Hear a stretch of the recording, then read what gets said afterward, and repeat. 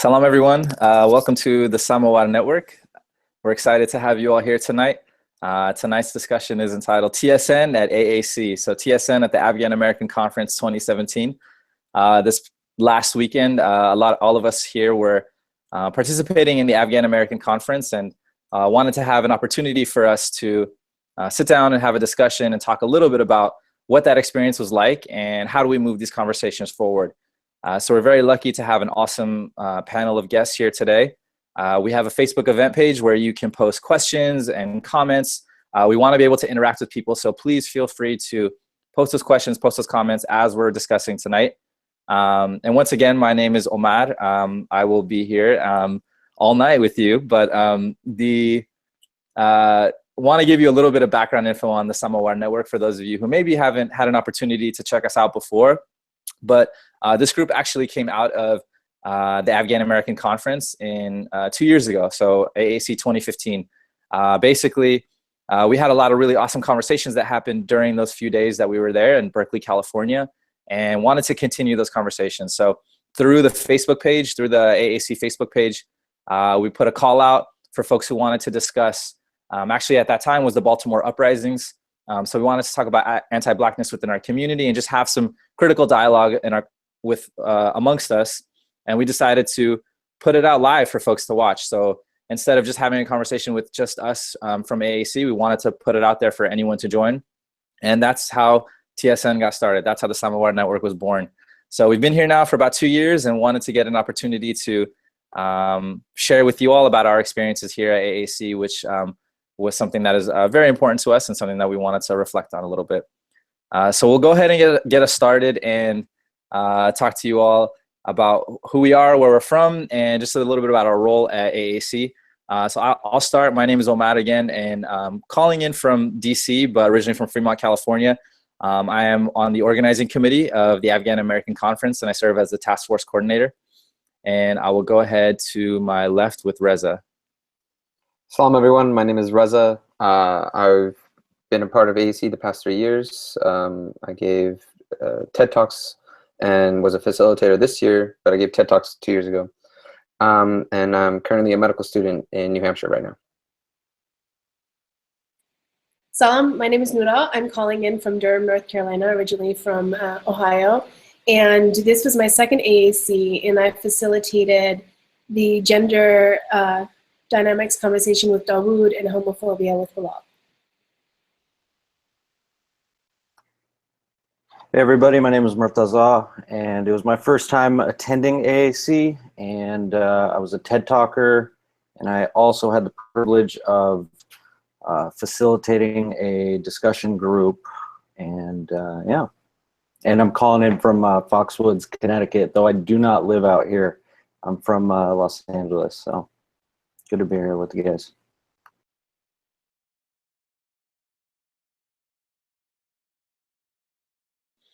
Laila, go ahead. I'm sorry. Hello, everyone. I am Laila Sani, and this was my first year at AAC. I am calling in from Virginia, and I was a participant this year. I was a performer at the banquet. Hi everyone, I'm Fifi. I'm from Los Angeles. This was my third year at AAC. This year I was a cohort lead, and I also did a TED style talk. How's it going, guys? My name is Dawood from Orange County. This is my third year going to AAC as well. I led a session on gender dynamics with the wonderful Noura, and I was also a cohort lead.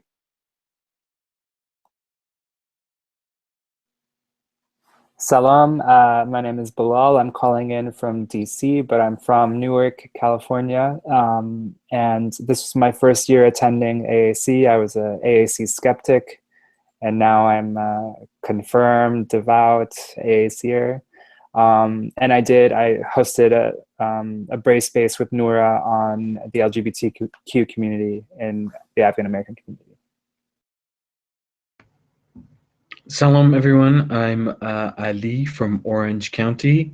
I'm AAC alum, and I facilitated a talk as well as I was a cohort lead and the resident history nerd, so I gave a talk on that.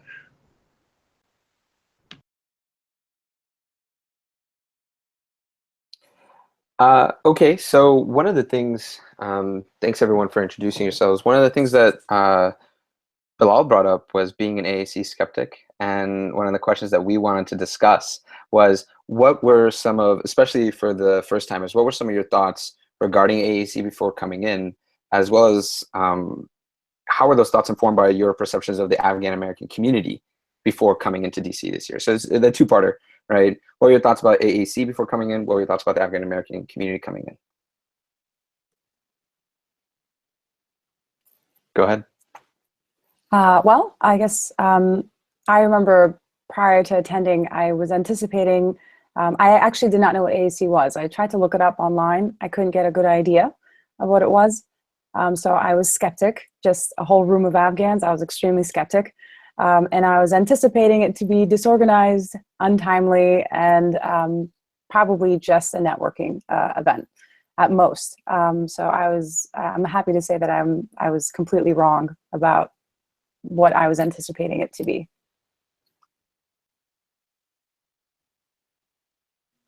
Yeah, I agree, Layla. I felt like it was going to be like going to a Maimani that you're not invited to, and then having everyone just stare at you and, you know, pass judgment and all of that. But it was cool. It was not that.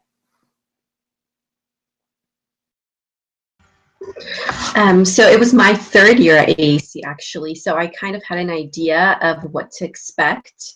And even though it was my third year, I was still blown away with how strong our community is on the East Coast also, and the talent that we have there, and the openness that I experienced at this AAC as I did the other two.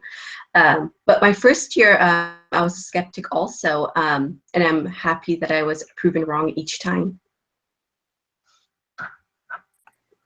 So go ahead. No, go ahead. Go. No, I was just gonna say, you know, for my first time attending too, I actually I met some of you guys in Irvine a couple years back, and I had a very similar outlook on it. You know, I was very skeptical to the idea, very judgmental to it, closed off to it, and I thought it was just kind of like a networking thing as well, where it was like just a bunch of college kids who were getting into trying to create some sort of program for them to like talk about school and stuff like that. So I actually had some family members who went to the first two AACs, so that kind of you know, it seared through a little bit of the judgment for me, and it made it a little easier to fill out that application and stuff. So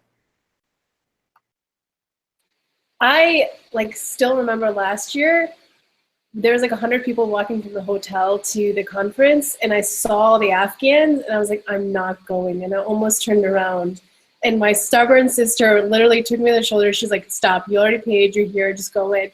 And I knew people, but still the notion of walking into a room with hundreds of Afghans my age just still kind of like, even this year, like I still took me a second when I showed up, even though I knew folks, it was like, okay, we're doing this, is this really gonna happen? So I have to admit, even though like I love the community, there's still that little bit of tension that came up like when registration was happening.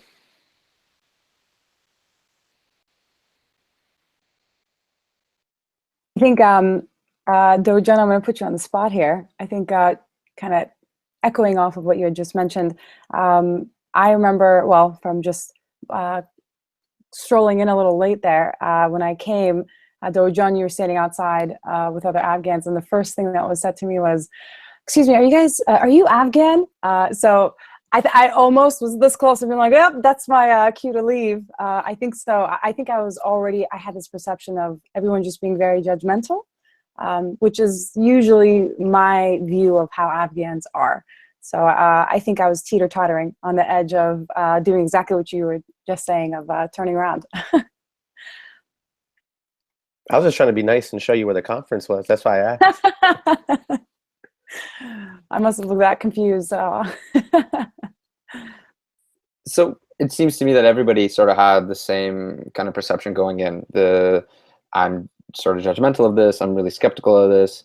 And what we want to kind of dig into is, why is that? Why do we have that initial perception of AAC, or why do we have that initial perception of the Afghan-American community? Whoever wants to take it, take it. So, I mean, I think for me, a lot of us may have been burned in the Afghan community before. So, like, it's kind of tough to go back in, like, knowing, like, this community has already failed me in the past, maybe. So it's kind of tough to give it a second chance. But after giving it that second chance, you realize how, like, for me, I realized how strong my community actually was. And I was happy that I gave it a chance 2 years ago when I did, going to the first one. I think I might answer this using the opposite approach.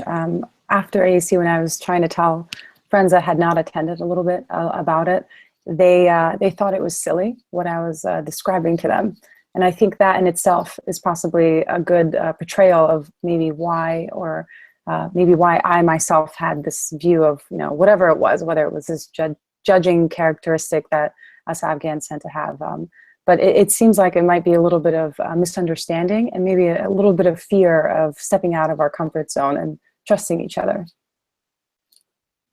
And I think one thing that made the conference especially unique is that there's not a lot of places that are specifically for, or specifically about, Afghan Americans, right? Like, if you go to like a family function, that's kind of just about being Afghan, right? Like, it's the elders, they're the ones that are 100% Afghan, and they're trying to enforce those norms on us. And then if you go to a younger space, you're probably mixed, you're not exclusively in the Afghan group. And so this is one place that for me, it was my first time, just everyone was Afghan American, everyone was in that in between, everyone was, like Dawood said, you know, at some point kind of an outcast from the community, whether it was for, you know, picking a major that your parents didn't approve of, or, you know, a quote unquote lifestyle, you know, so everyone was kind of an outcast, but AAC was a place for them. Yeah, I'd have to agree as well. A lot of it was, I think a lot of it also comes from just kind of like my family background and how I grew up, and, you know, what my parents would talk about when it came to Afghans, and how everything in our household was to be like one big old secret. And we go out into the world in the community of Afghans, and, you know, we put on this sort of like facade to everybody else. And there's this like competitive nature that I grew up with my cousins and being compared with them and stuff like that. That was just like a major turnoff for me. And then also a lot of my growing up happened outside of the Afghan community. And so for me also, I feel like I was slowly kind of just losing that side of me, and it just didn't really sit right with me. So there was that aspect of it too. And then also, you know, the last point that was given, which was like the lifestyle difference. And, you know, I experienced a lot of judgment just because of my life path and stuff like that, and tattoos and things like that, you know, so it was just kind of a turnoff to be around Afghans and stuff like that. So, yeah. Thank you all. That's very insightful. So I have a question about you, is that many of you have expressed skepticism about AAC, and now, to borrow Bilal John's term from his introduction, are now all about the AAC herb life, right? The question for me is, did AAC change your opinion about the Afghan American community as a whole, or did it change your opinion about Afghan Americans that go to AAC? So I think for me, definitely, I think changed my opinion of Afghan Americans as a whole. I think like a lot of times when I went into this, like there was a running joke that like I had a TED Talk rejected. And so the first year I applied to have a TED Talk given at AAC, and I was actually rejected. But I think a part of it again is like, I think I had I lowered my expectations of what quality, like what type of quality and my talk needed to be going into it, because I was like, oh, it's Afghan. So I think it's kind of like one of those things that we do is we kind of lower the bar and lower the standards for our own community, and then somehow we think a lot of us are successful doing some like really awesome things, but we think we're the exception. But it's not the case. It's like there's a lot of folks that are doing really amazing things and a lot of awesome things. So for me, I would say it changed my opinion to see that, there are Afghans doing a lot of really awesome stuff, and we have to look at ourselves as being capable of that.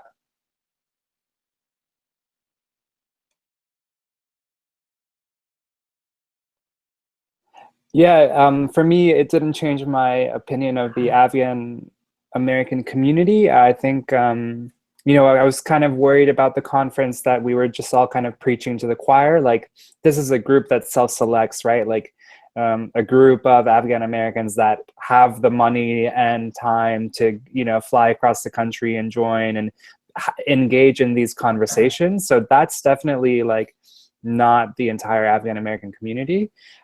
But for me, it was really affirming to see that there were so many like-minded Afghan-Americans that I would have never met otherwise, right? And to see that there was so much support and so much welcoming, that was very cool.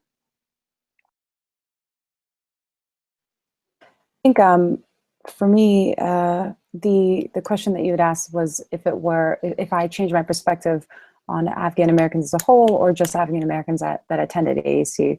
And I think what AAC did for me was perhaps renew hope in the Afghan American community, where it may have been lost before, or even may not have existed before.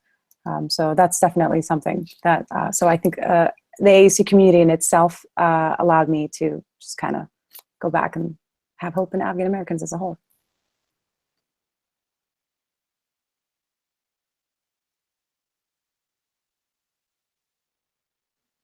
So I think one of the things we wanted to do is recap some of the weekend for folks who may not have been there.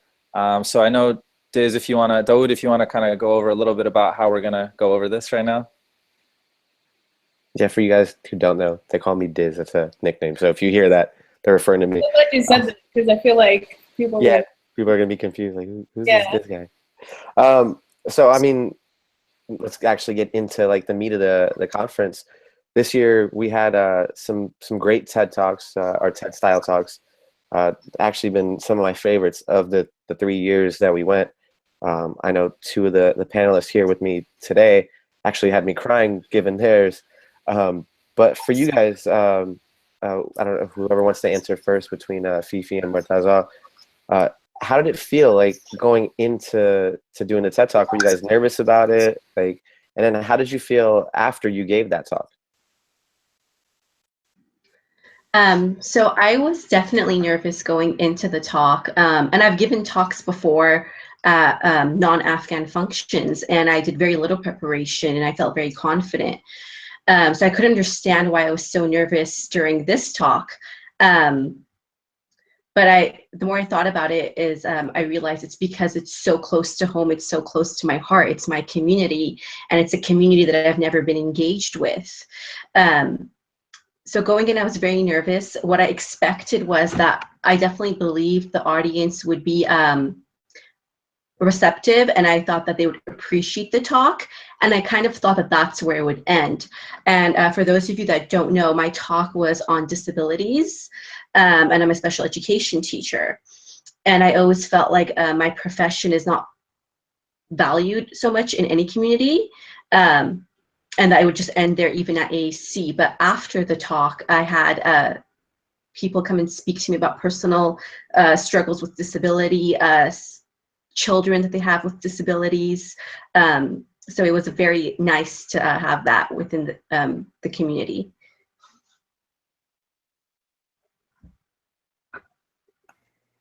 Yeah, so I mean, I had all sorts of nerves going on when it came to my talk.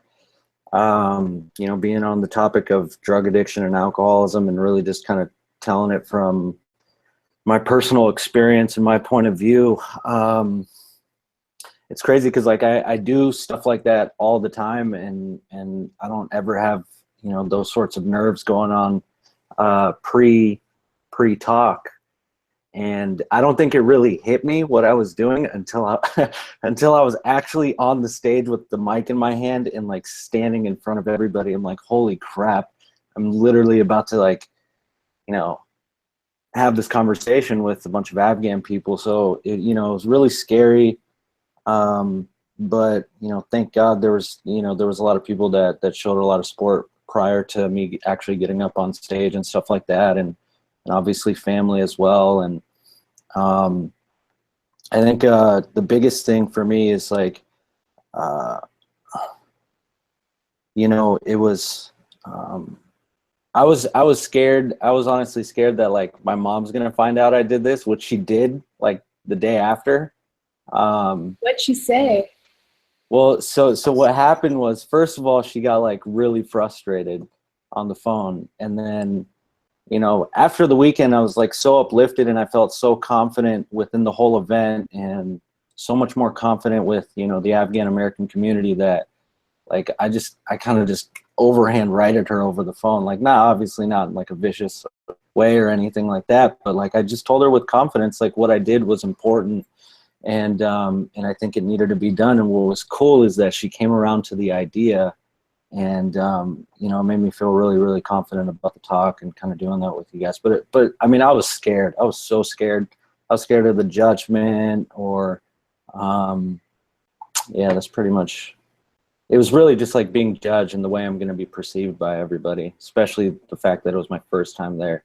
So, So just a follow-up question to that. You said you were afraid of being judged by the community. After you gave your talk, how did like the community or the conference people respond to you? And then for both of you guys, why did you guys want to give your talks? Like, what made it so special for you guys to go out there and be brave enough to speak about those topics that you did? So what made me want to give the talk is that in my personal life and my professional life, I constantly see a lack of support for individuals with disabilities. And then in the like greater like Middle Eastern community or Central Asian community and whatnot, I feel like there's even less support and less resources, less information available. And I always wonder, where are our community members with disabilities? What is available to them? And it's so little. So I just wanted to bring light to that and bring awareness to that, and be able to network with people that have the same ideas as me, and how we can, we already do so much on our own, but what can we do when all of us come together?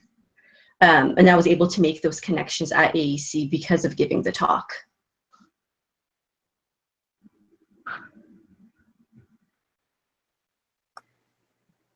will you ask me the question again? Yeah, so I had two questions actually for you, because you said, you know, you were nervous going into it about being judged. After you gave your TED Talk, how did your community respond to you? And then also, why did you want to speak out about what you talked about? I'd say, you know, the response that I got, I mean, it was great. There were so many people who showed so much support, and you know, thanked me for the vulnerability and the transparency and stuff like that. And like so much that like, you know, got overwhelming throughout the weekend. But I think that was great. And I don't think I don't necessarily feel like I got any sort of judgment or anything. What I would say is that I think and it doesn't make me special in any sort of way, right? Or anything like that, or make me different from the community or anything like that. But I also think for a topic like that, and to kind of the way I put everything, like I still think it's a very new topic, so it's still going to be sensitive, and it's still going to be a little weird for people. Like I definitely got that vibe from a fair amount of people throughout the weekend. And I wouldn't necessarily call it judgment or anything like that. I would just, I don't know, maybe like awkward. It was weird that we're talking about this, and here's a guy who's like kind of done it and shared it in a really, really like brutally honest way. So there was that aspect of it. But as far as like wanting to actually give the talk, you know, when I got sober, like I said, you know, I had to do it in a different community of people, and I was really bummed because One, I feel like, you know, if there was Afghan people to support me throughout that, it would have been a lot easier, like culturally, because I ran into issues with different sponsors or mentors, if you will, that didn't really understand me culturally. You know, there were certain things that they didn't really understand when it came to like my family or stuff like that.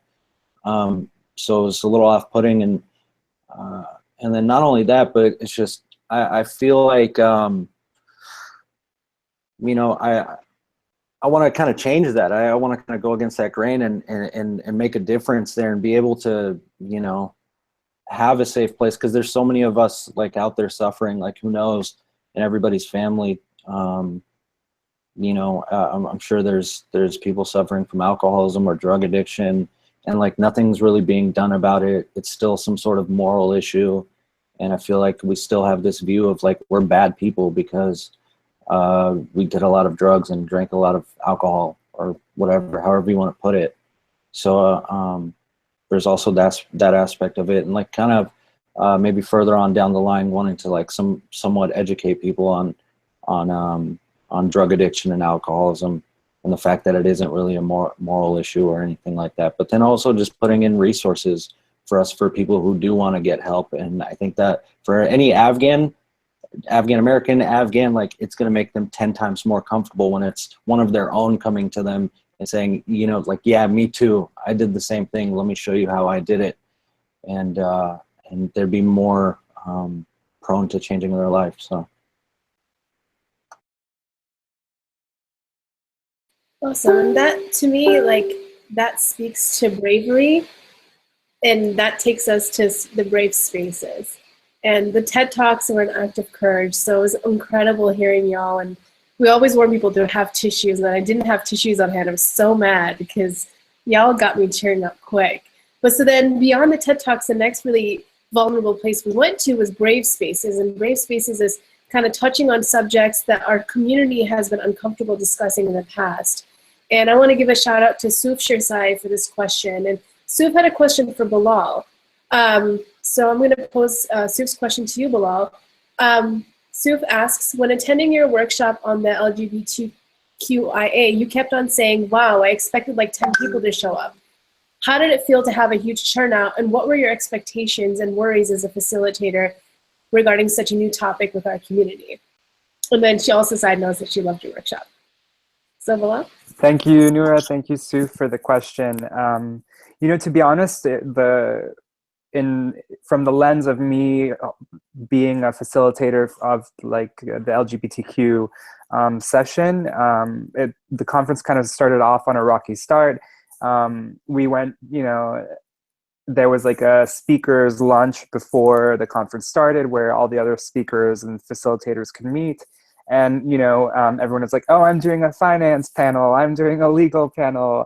And then the conversation turned to me and they're like, what are you doing? And I'm like, oh, well, I wanted to be about creating inclusive spaces in the Afghan-American community for the LGBTQ community. And then the conversation just ended and stopped and it got awkward. So I definitely had a lot of anxiety about how the conferences, the session that you and I led, Noura, was going to go. And I expected maybe 10 people, half of them being family members, you know, to be in the chairs. But I was overwhelmed to see, I would say, over 40 people, 40, maybe 50 people in that room. And I just thought, you know, people wouldn't even want to. The Afghan-American community that I know doesn't even talk about these things, and tells us that, you know, this is not an Afghan issue, that there aren't gay Afghans, that there aren't these minorities in our culture, and kind of just wholesale erases those identities. To see that people were actually willing to go and go into a room where that was going to be the topic of conversation was really affirming and empowering. So it's cool. Yeah, I think like the one thing you said that really stood out to me, and maybe Omar, you can chime in. Omar facilitated last year. What did you think the difference was last year, facilitating this conversation last year at UCLA versus when Bilal and I facilitated this year? I think, and I think one of the things that we try to do with the Brave Spaces is really like center the voices of the people who are most directly impacted and affected by the specific topic that we're discussing. So, you know, last year we actually started with a letter from Bilal, who like shared a little bit about a story to kind of make sure that that was present.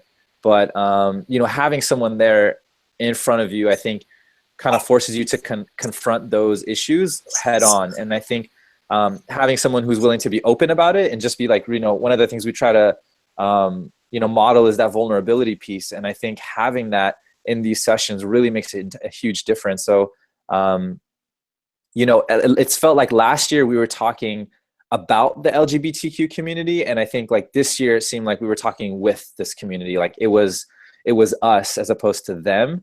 And I think that's a huge difference, because when you have somebody who's willing to be open and do that, it makes an impact. That conversation is shifted dramatically. So I just want to say something from the perspective of an audience member, someone who was there both last year and this year, and I've got to say I was surprised pleasantly by how raw and honest the conversation got, and it was a community of people who were willing to sit with a difficult question, difficult circumstances, and tensions, and really interrogate ourselves personally as to why the situation is the way it is and how we can move forward productively. So it was really powerful. It was really moving, and I've got to say, in some ways, quite inspiring. Yeah, it was incredible to see people who I would have just kind of written off as, you know, not, you know, people who are just kind of, I would have just written off, to be honest. But to see them come and be really vulnerable, and you know, I think this speaks to what Murtaza did in his TED talk, right? His was a talk where he was talking about his experience, and this was kind of more of a discussion. But everyone kind of, like Noura said, displayed this level of vulnerability, which is kind of remarkable, because we spent the first half hour of this conversation talking about how judgmental Afghans are. So the fact that we were able to kind of move past that is cool. I had a question reach out to me, Bilal. If someone asked, were there any like in your discussion like points of contention, or maybe like in some of these and any of these things, did you notice any points of contention during your conversation? And maybe like how was that handled? Yeah, very quickly, you know, I think this is a new conversation for a lot of people.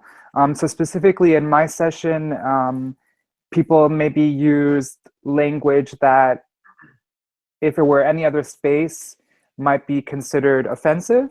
But I know that it was coming from a good place, and they were trying to find that language. You know, so it not in my session. It was a good crowd. My favorite, and I think we need to post it, is the gingerbread. And so we actually went through terms, and we had like discussing gender and sexuality and kind of breaking it down.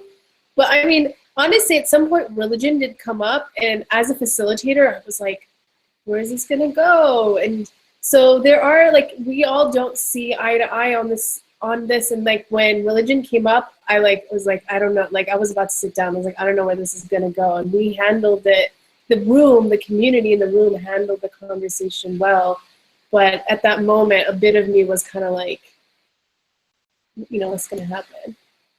But then this also gets me to, speaking of like uncomfortable moments, Dawood facilitated the gender dynamics. In the first two AACs, it's only been women who have facilitated this conversation. So Diz, how did it feel as a guy being up there, especially the first? So we had 2 sessions. It's been so popular in the past that like last year there wasn't room. So this year we did 2 sessions, and the first session was predominantly women. And the second session, it was like 50-50 guys and girls. And so especially the first session, walking in and you realize you're one of the few guys and you're facilitating, how did that feel like? I wanted to get your sense. I mean, forget just walking into a room full of like women and talking about gender dynamics. I had to lead the gender dynamics with like arguably the smartest person I know, So I was nervous as heck trying to like keep up with you. So that was going to be tough for me.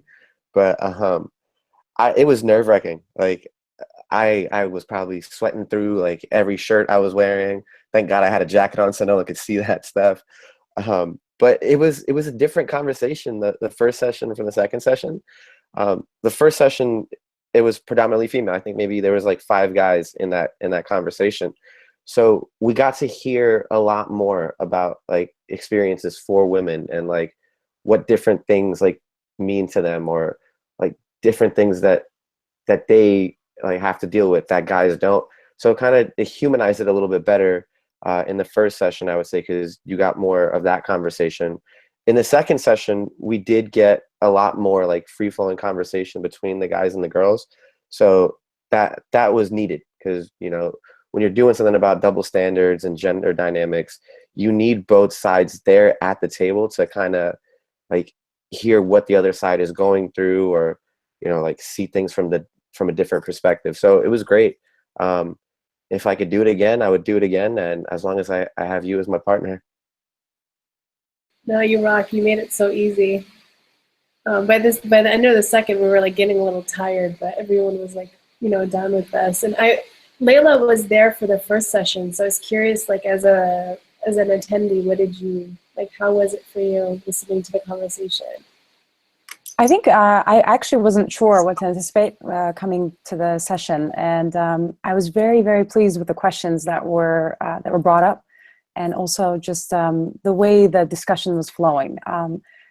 I found that there are some things that were discussed that I had already known or anticipated about our male counterparts, but to hear them from some of the men kind of humbled me a little. And I watched through the room how, even though there were a few men in that session, how they reciprocated the same thing. They seemed very humbled by the things that the women were saying, and how almost it was like a snowballing effect, like little things that kind of just kept getting bigger and bigger and bigger, that sound silly maybe sometimes, and we might already know about or talk about it or joke about it, but when you're discussing them and they're actually real matters, you know, it's interesting to kind of realize how they actually take place and affect us as a community, as a whole, as women. Oh, exactly. Thank you for that. It's the spectrum of experiences. I think my biggest concern even then was like, there were places I wanted us to go in terms of people were almost agreeing too much at certain points, and I wanted to see more of like the real like points of tension come out. And so I don't know, like, do you feel like we got there, Layla? Like, did you guys notice like tensions come up, or? And then I'm gonna ask this to Reza too, because the identity workshop also, I think that a lot of this stuff, like gender permeated into a lot of the conversations. Like, did you notice folks' diversity of opinions come up, and how did we grapple with that? Because a lot of people think that everyone agreed and we all like hugged and like were in agreement, but like what were those moments? And like, especially for people who didn't attend, they want to know like what were those moments? With this turning into like a WWF highlights reel, like. No, I mean, if that's the case, then me and Murtaza would take over the WWE highlight reel. But if I may, in our discussion, there wasn't a lot of it, but I mean, there was, like, at least in session 1, you know, like you had some people speaking out about like how they felt about certain things, and you did have other people come back in right away, and everything was done respectfully. That's the great thing about this conference, is it lets us be respectful in our opinions, and you know, like you're willing to say something because you know no one's gonna disrespect you for saying it, you know.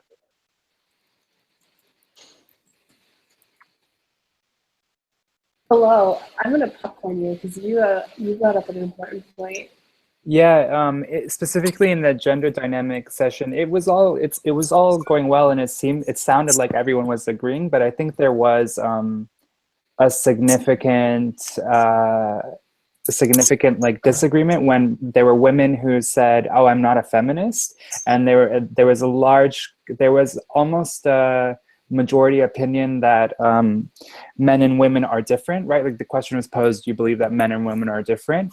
And the majority of the audience said, yeah, they're different, and you know, they're complementary. And of course, for me, as like someone who thinks of themselves as a feminist, I think that's very problematic.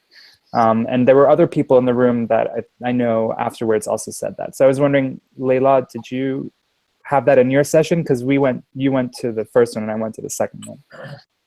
Yeah, I remember it briefly touching on like the idea of feminism towards the end there. There were moments where I found that maybe the term wasn't used, but the ideas and ideologies were implied. So I definitely saw that happening, and I found that there were moments, I honestly found that a lot of the women that were in the first session kind of broke a lot of the stereotypes that I think a lot of Afghans might have for women. I remember a lot of stories that were being told were almost surprising to me because there was a wide range of maybe more conservative thoughts and then more liberal thoughts in the room, and they were all being voiced by women. So that's definitely something that I did see there. Awesome. So transitioning this just for time's sake to the banquet. So the banquet, we were told, like, wear your Paloi Afghani, your Afghan clothes, show up, we're going to have a great time. So it was a really interesting learning experience. And so I think, for one, that one point of discussion that we already had at AAC and after was that we had mixed reviews on some of the performances. One particular performance had content that suggested violence against women and used like language that may some interpret as racial slurs. So then there was that element. To me, that moment really spoke to like tough moments that the community discusses, because on Sunday morning we had a town hall and really got into like artists have creative leverage to like display their work the way they want in lyrics, and then the audience pushes back. So that was that conversation that kind of happened with the banquet. But then there was also this like beautiful moment, and I wanted to turn to Layla, where myself, Ali, a few folks were outside, we were chatting, and then suddenly we heard this voice, and we're like, who is singing? And it was Layla John. And you told us at that moment that it had been your first time singing in an Afghan audience after some time. So I wanted you to kind of share a little bit about that. Yeah, well, it had been a couple years that in general I had stopped performing, but I remember the last performance that I had had in front of an Afghan audience, I came up and sang a jazz standard that I thought may have been well known at last. So I thought, enough people might know this song, and I walked up on stage, and it was a fundraising event. And I walked off on stage like crickets. And I remember feeling so embarrassed and silly even that I went up on stage and I felt like I had to explain why I went up on stage.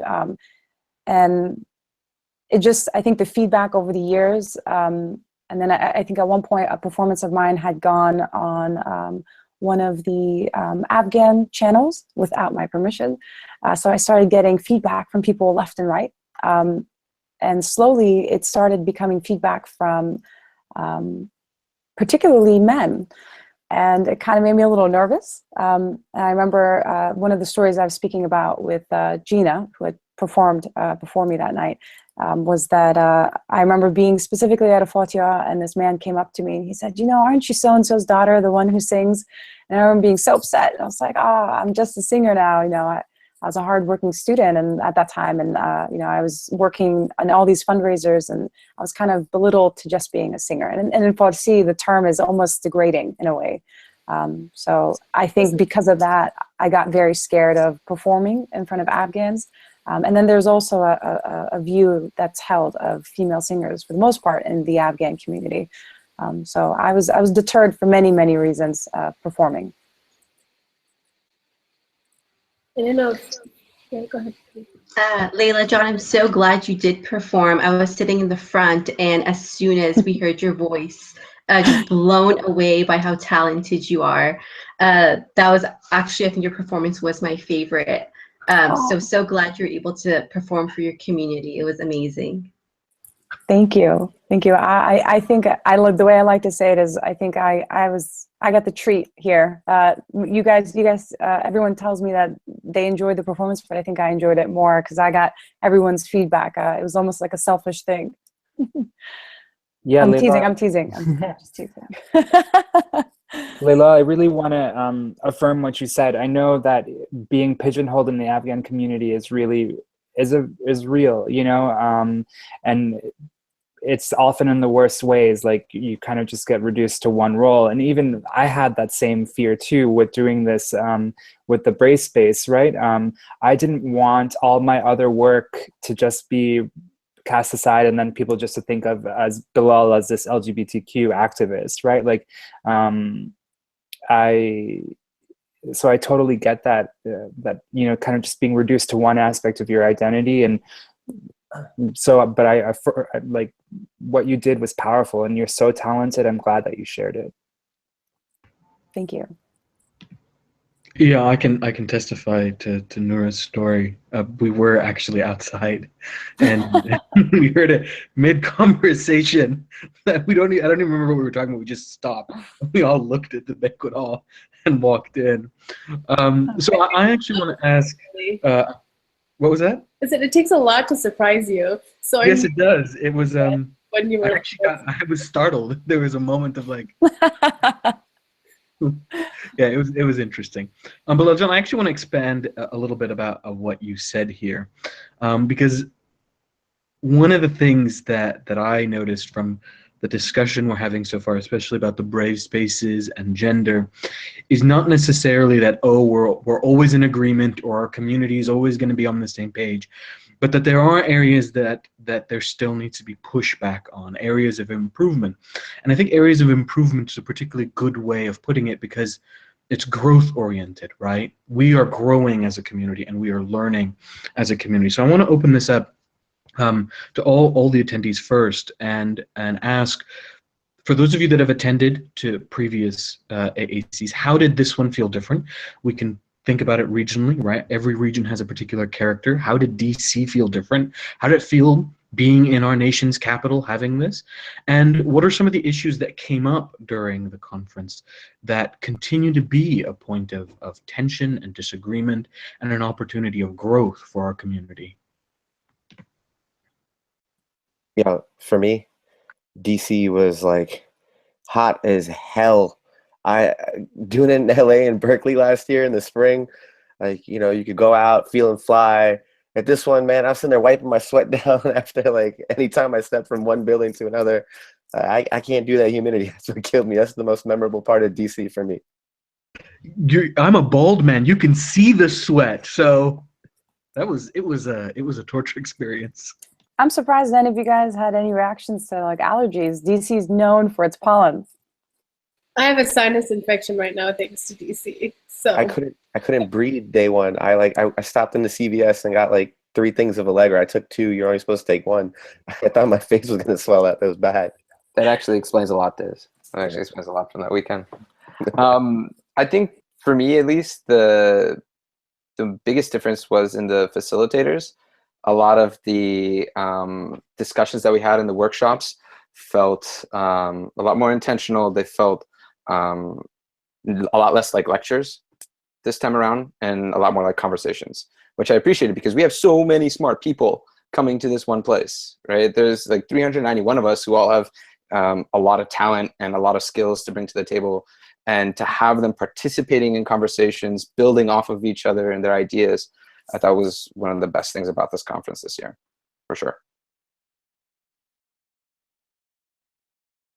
Yeah, Reza, I'd want to second that. Like, just being around so many smart people is always kind of exciting and also intimidating. And so that was really cool. But being in DC, you know, I live in DC, but having the conference in DC this year is, you know, within the first 100 days of Donald Trump's new administration, having nearly 400 Muslim American, Afghan American people all in DC, you know, was an interesting experience, because here we are talking about things that affect us in our community just steps from the White House, right? And there was a government and policy session where there were, you know, members of the Afghan-American community who were running for office, and they're aligned with the Republican Party, and the other people who were saying that, you know, we need to work within the system. And it was kind of like, a lot of very kind of establishment,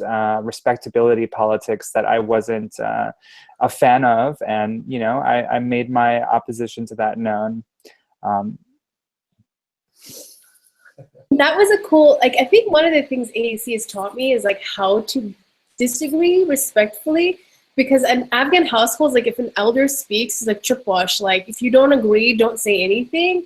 And to see the interaction, because this person was older, and to see this like exchange for me was like literally, oh, this is how we can do this. Like we can agree to disagree, because I resonated more with your perspective, Bilal. But honestly, at that moment, I felt paralyzed. Like, what do I say? Do I jump in and push back or not? So really, like, you spoke from many people's hearts, and it took some courage to push back, because this is a very established person. But it also showed that we're not all Democrats like people think or whatever. Like there's like this perception if you're brown or Afghan, you're going to be a certain way. And that's not necessarily true. I think it's also a testament to the fact that we're going beyond superficial conversations, right? It's like we're moving beyond just talking about things at the surface level. We're actually getting deeper and deeper into these conversations. And so there are going to be points of disagreement, points where we don't see eye to eye on things. And I think those are great because you can sit with those tensions and grow as a community from those tensions.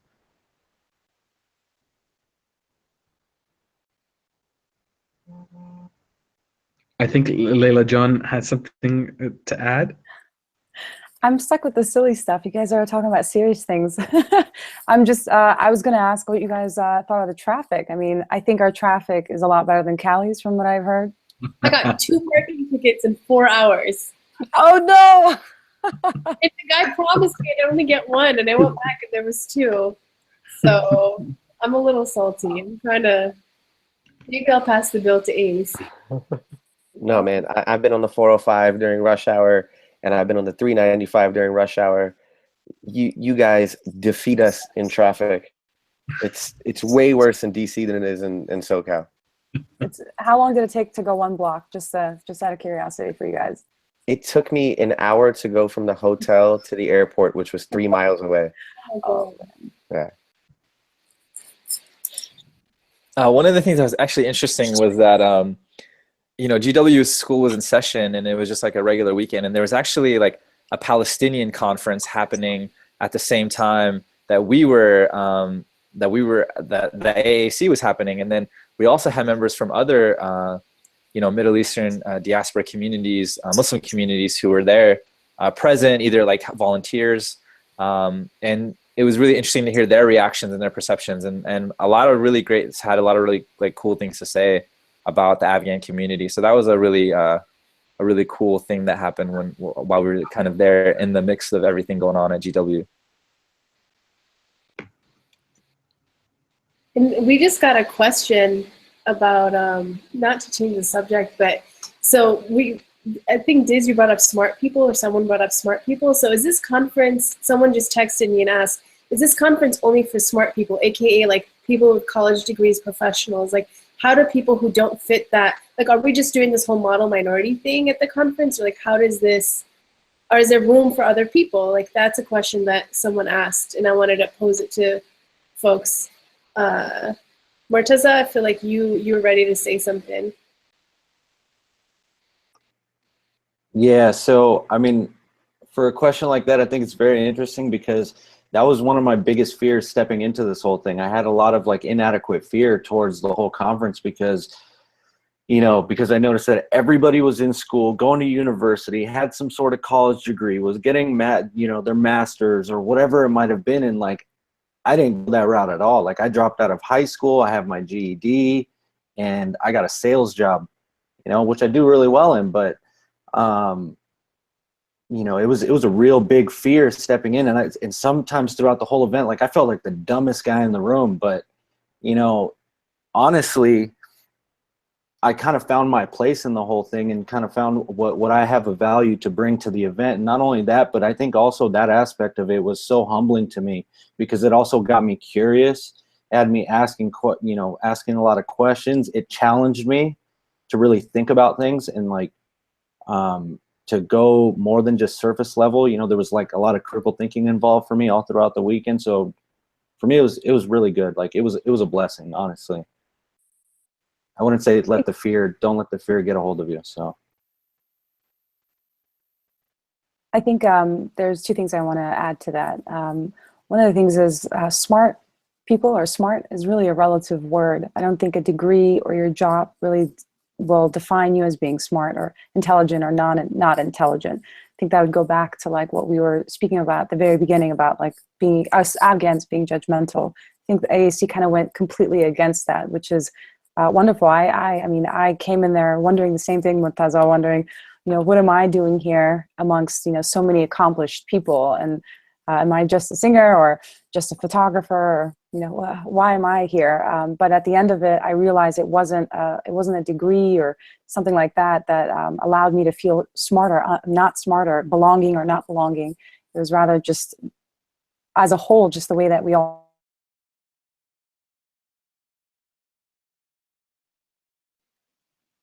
Yeah, I think that that perception of is AAC just for like successful, accomplished people and like quote unquote smart, you know, is that the only people that attends? And you know, that's one of the perceptions that we have to fight against, because I think we don't want it to just be a specific type of Afghan. We want to make it as open as we can. You know, that's one of the perceptions that we often face. And then there's also the perception of like, well, what do you actually do? Like, you know, you guys just go sit around for 3 days and just start talking. Like, what does this conference actually make happen? So I think that's another one of those things that we're always trying to tackle, of like, how do we move beyond just those 3 days of the conference? And last year we started an initiative called the Task Forces, where we got groups of people together, around 8 to 10 people per group, where they talked about the different issues that are impacting our community. So we had like a civic engagement task force, a mental health task force, Afghan-American identity task force. We had 5 of those, and we had some really cool things come out of it. We have a refugee task force who is working on an app to help provide translation services for refugees. We have the civic engagement task force, which a couple of the folks here are a part of. And they are initiating a social justice retreat happening in Irvine this summer, and that's going to be a really exciting opportunity to continue to engage and continue this work beyond just those 3 days. So last year we had task forces. It's kind of evolving, and in this past year we initiated action sessions. So during the conference, we wanted to make sure that people had some time to plan out, to organize, to work some things together, so that they can move these conversations forward. So I guess the question I pose for everybody is, you know, in addition to that time that we had blocked off during the conference, and how do we continue this work? How do we continue the conversations that have been happening, that started at AAC or were highlighted at AAC? How do we move that along? And I know some folks here were led some of the action sessions. I know some of the people here involved in some of them. So wanted to give you all to jump in on that point. I think for me in particular, I see AAC as not the end of a conversation, but the beginning of a conversation. AAC starts us on the difficult conversations that we need to have, on the things that we need to tackle. It's kind of the diagnosis stage of things. And then after AAC is when we start to put things that we learned into action. And it can be done through a variety of different ways. And one of them is acting as ambassadors or spokeswheels of AAC, taking the conversation elsewhere. Ideally, I mean, all around the country, you're going to see reunions popping up, AAC reunions. And I think those are one way to continue the conversation.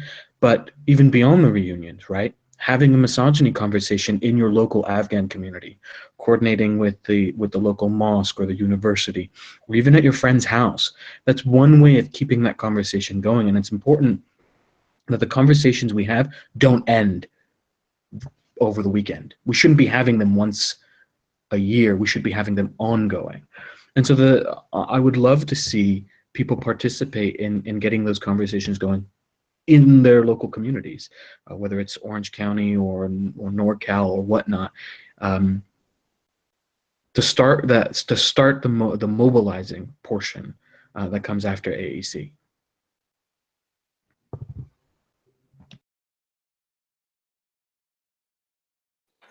So one of the questions that was asked on the Facebook event page that I think ties in really well with what we're talking about here was directed straight to, what was that? Who asked the question? Oh, right, yeah. Jasmine asked the question on the Facebook event page. Sorry, Jasmine. Afsali, Jasmine Afsali, because there are a lot of Jasmines. Murtaza, she asked, what do you recommend to those in our community who are going through alcoholism and drug addiction, and especially those who are afraid to open up to their family and the wider Afghan-American community? And then sort of the corollary to that, or the side question to that, what do you recommend for people who are trying to help family members who are going through alcoholism and drug addiction?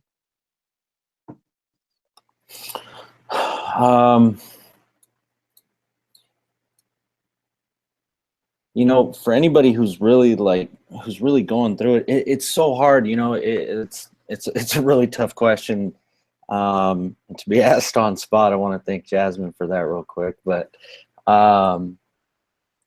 you know, for anybody who's actually going through, you know, suffering from drug addiction or alcoholism, who, you know, maybe trying to stop and can't stop, you know, I don't know, you know, it's really hard, because all I can really do there is like share my own experience and what happened.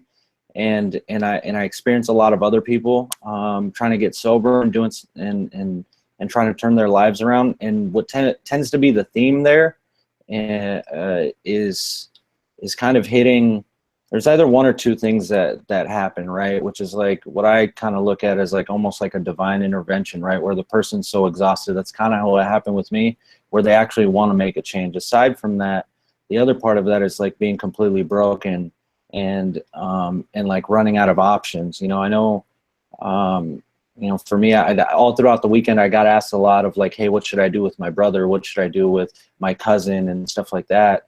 And from the feedback that I was getting, it sounded like the person wasn't ready to stop.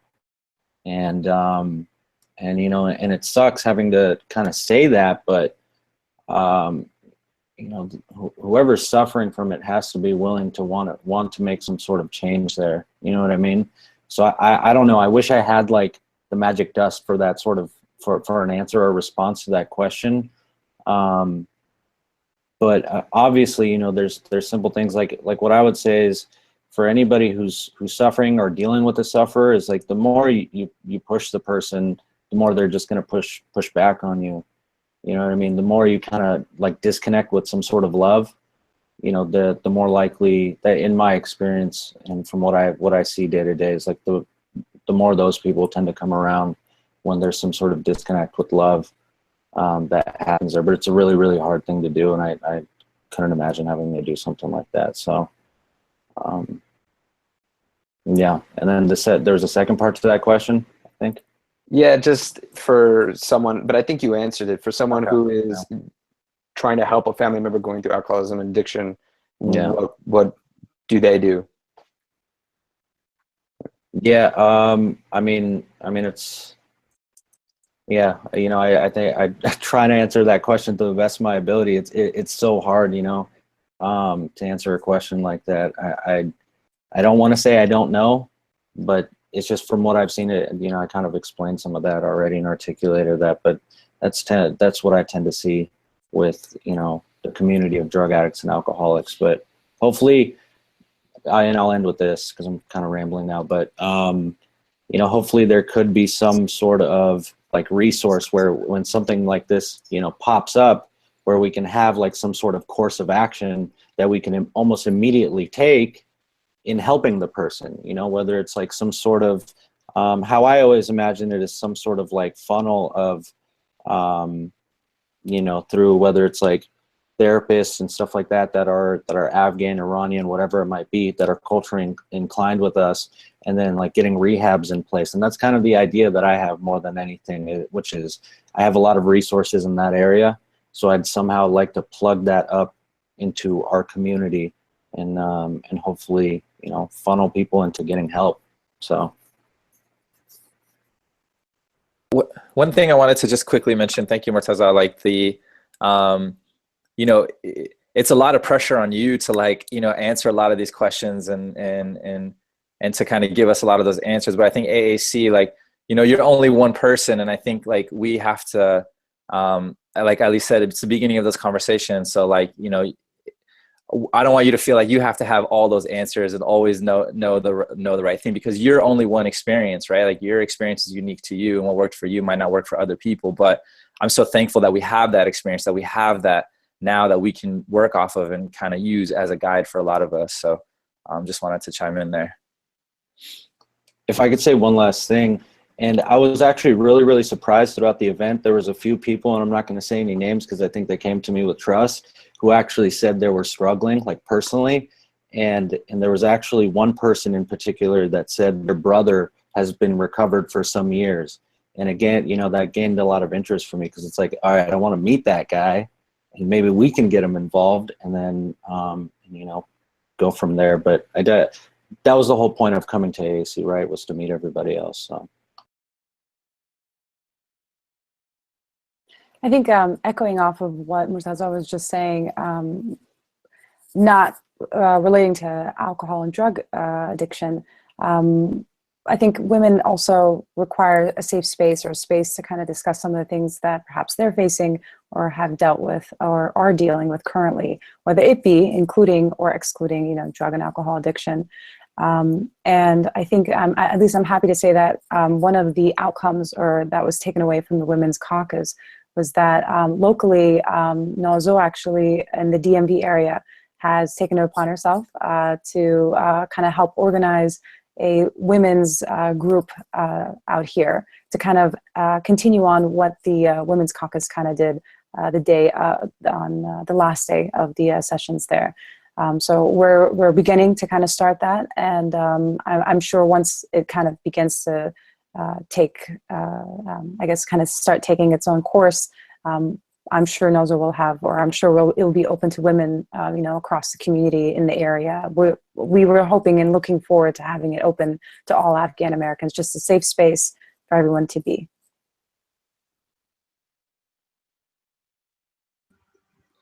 So as Layla John was talking about a safe space for everyone, basically the topic of moving forward, what do we do next? For me personally, talking about disabilities during the conference, I got to meet a lot of people that work in a similar field and are interested in doing work specifically for the Afghan community in our, in the fields that we are professionals in. So to network with those people is going to be a first step for me personally, and see what we can you know, come up with ideas of what we can do next. And another thing that happened for me at this conference is the ambassador who did he was a keynote speaker there. He actually connected me with his wife, who's working on an initiative in Kabul right now for orphans with disabilities. And I'm excited and really lucky that I was invited to a conference in DC 2 weeks from now, where it's the embassy in partnership with the Council on Disabilities, and it's a conference just to address disabilities in the Afghan community. So we'll be talking about policy and programming, and that all came just from this conference and from my talk and the ambassador inviting me to this. So I'm hoping that a lot more will come out of it.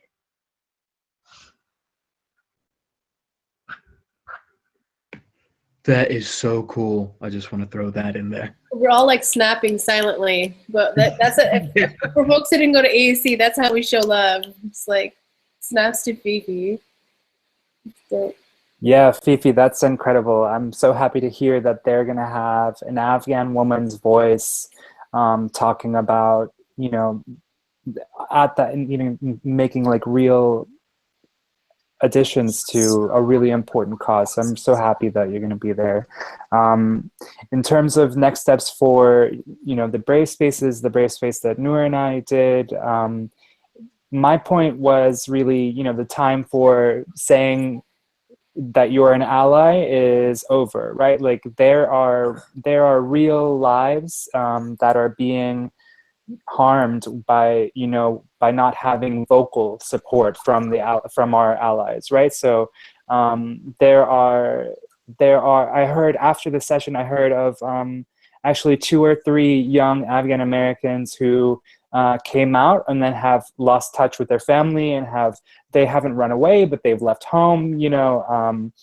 And of course, we all know the statistics of the LGBTQ community about the prevalence of suicide attempts and depression and hate crimes. So the time for just being a silent ally is over. The time for saying, you know, oh, you accept us is over. You know, we're a part of your community, and, you know, you have a cousin or you're going to have a child someday that might, you know, come to you and say, hey, mom, hey, dad, you know, this is going on in my life. And we need to show them that they are a part of our community no matter what.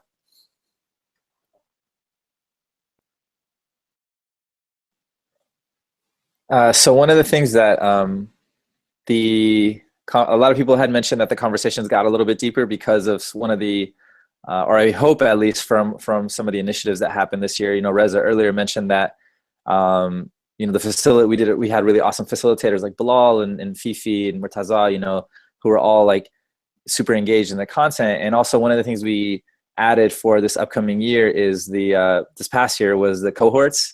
So this was an opportunity for people to kind of give a smaller feel within a bigger conference. So, you know, you know, based off of feedback, you know, last year not everyone got a chance to meet other people or, you know, get a chance to meet folks. So one of the ways we tried to do that was have small group meetings for people that folks checked in with in the morning and in the afternoon. And I know some people here were cohort leads. Some people here came up with really clever names.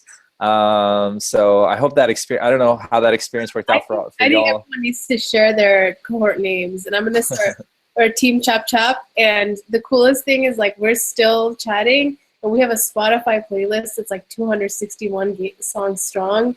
So they've kept me like musically up to date, which has been dope. But I want to hear people's names, and we can post it on Facebook. That might be like the inner, like, you know, inner circle thing that we share with folks who didn't go last year.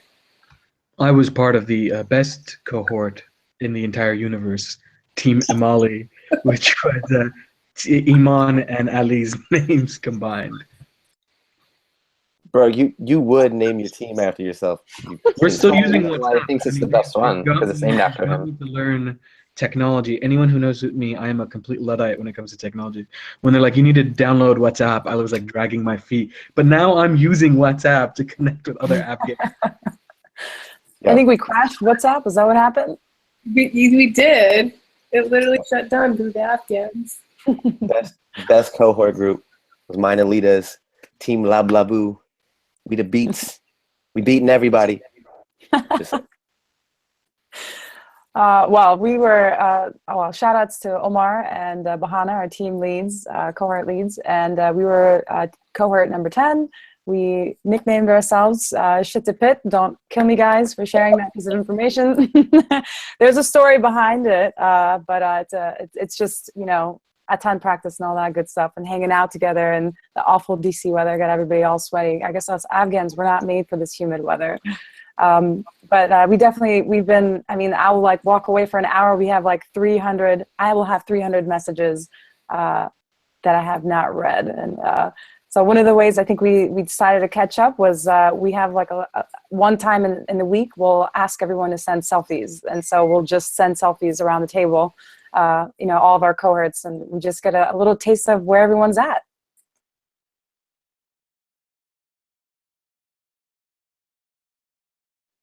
Laila, you want to close us off with a question? You had a good question for us. Yeah, I'm sorry, I just saw that.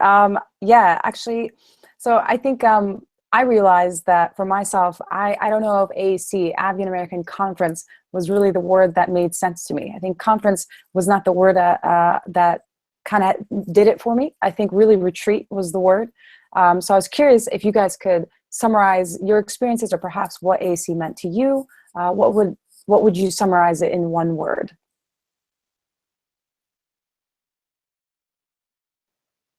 Surprising.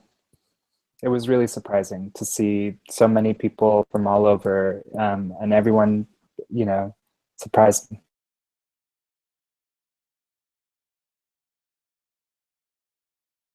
I think if we could have like a mascot, it would be a phoenix. And Madina Wardak had said a few weeks ago when the bombing in Afghanistan happened that Afghans are resilient. and the phoenix rises from the ashes, but the AAC showed me how the phoenix rises from the ashes. And to me, like, I'm still like thinking about it all. But that gave me a place of hope, because it has been a hard few months being Afghan.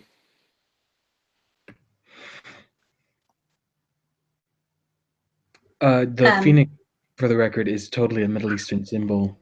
Just throwing that out there. And if I had to pick one word, it would be growing. I would use the word comforting, just because people were so open and receptive and interested, and honest. So comforting is the word for me. I'm gonna use like a cliched one here, but empowering. I've never felt like more empowered by community than like I have after the 3 weekends I was at AAC. I would say grateful. Just, you know, people just brought it. People just were themselves, were open, were raw and authentic. And I'm just like, really grateful that people were comfortable enough to do that and willing to do that, and honored that they would do that in this space and with each other.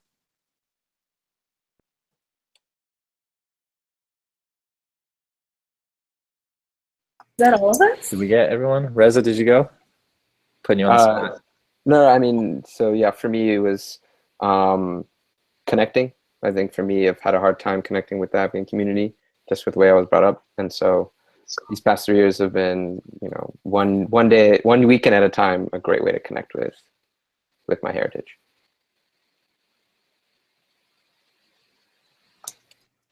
So wanted to say thank you again to everyone.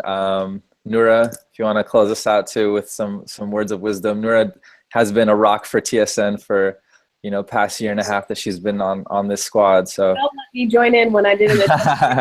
So Noura was a fun, awesome addition who came. Wasn't at AAC the first year, but joined us shortly thereafter. So, but I wanted to sincerely thank everybody here for being open, being honest, and willing to kind of continue this conversation, continuing this conversation as well. Yeah, and I think the only other thing I'd add is that for folks who have never tuned in, thanks for having this conversation with us. And we have some really exciting new topics coming up in the next few weeks.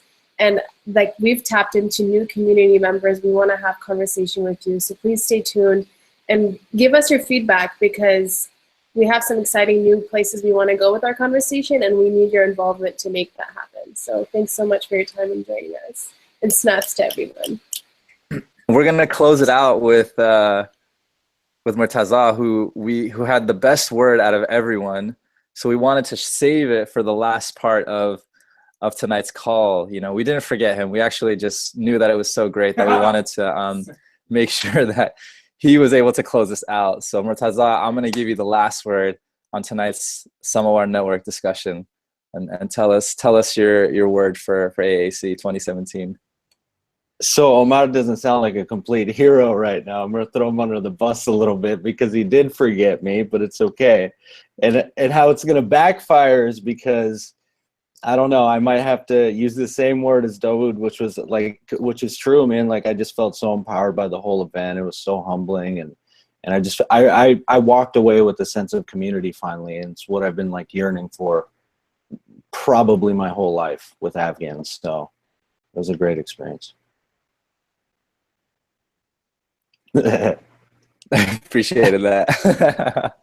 Thank you all so much. Have a good night, and stay tuned with the Samawar Network. Follow us on Facebook. We got the website, thesamawarnetwork.com, and you'll see us in the future. See you soon. Have a good night.